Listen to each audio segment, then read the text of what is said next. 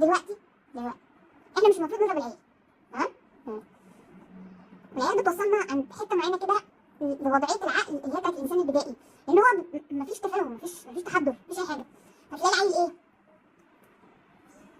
تلاقي العيل من دول تتكلم معاه يقول لك ماشي ما يسمعش، تزعق مفيش، تحاول تمسك اعصابك وتحترم نفسك وتتعامل بادب مفيش برضه. ففي اوروبا الدول المتقدمه قالك الموضوع ده بيعمل حاجه صغيره كده في المخ اسمها ايه؟ اسمها وضعيه فايت اور فلايت. يعني ايه بقى؟ يعني انا هتخانق يا ههرب. وهنا بقى تيجي الفكره بتاعت الامهات المصريات اللي دايما يقول لك ايه؟ هسيبك قدامك وامشي.